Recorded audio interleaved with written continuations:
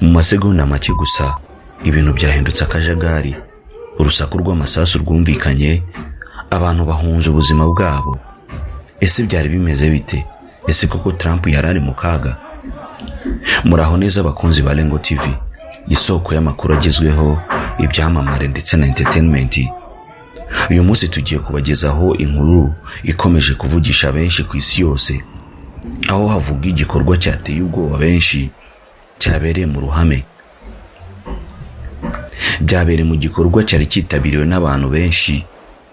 Ibintu byose byagendaga neza. Mu kanya gato nko guhumbya, humvikana urusaku rw'amasasu.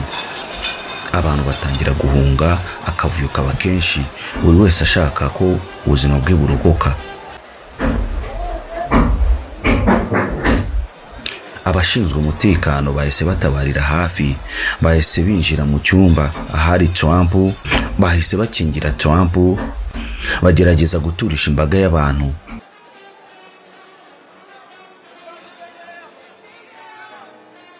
Ndetse banafunga hari habereye igikorwa. Ubwoba bwari bwinshi cyane, bamwe bakeka ko bashobora kuba ari igitero gikomeye.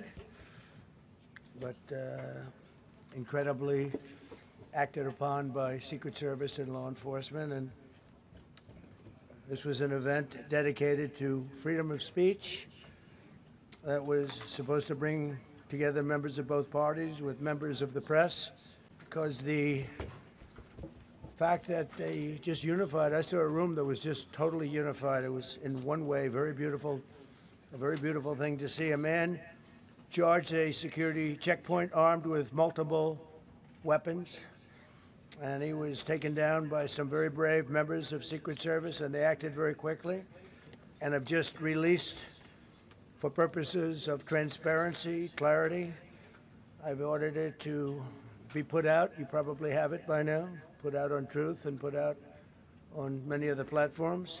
A tape showing the violence of this thug. Trump yagize ati, ndashimira ab'umutekano uburyo babashije kuturinda. Avuga ko bakoze akazi gakomeye. Anasaba ko umutekano wongerwa ugashyirwamo imbaraga nyinshi. Trump ndetse yanavuze ko nubwo harashwe umwe mu ba Security Service be, nta kibazo yagize kubera ko yari yambaye bulletproof nziza cyane. The vest did the job. I just spoke to the officer and he's doing great. He's great shape. Ndetse yibanze ku butumwa bwo guturisha abantu, anabasezeranya umutekano. We love him and respect him, and he's a very proud guy. He's very proud of what he does, Secret Service agent. For purposes of transparency, clarity, I've ordered it to be put out. You probably have it by now, put out on Truth and put out. Nubwo byateye ubwoba benshi, nta makuru yemeza ko Trump yarari mu kaga gakomeye ako kanya. Ibi byabaye byongeye kugaragaza ko umutekano ukiri ikibazo gikomeye cyane, cyane cyane mu bikorwa bya politiki. One officer was shot but saved by the fact that he was wearing obviously a very good bulletproof vest. He was shot from very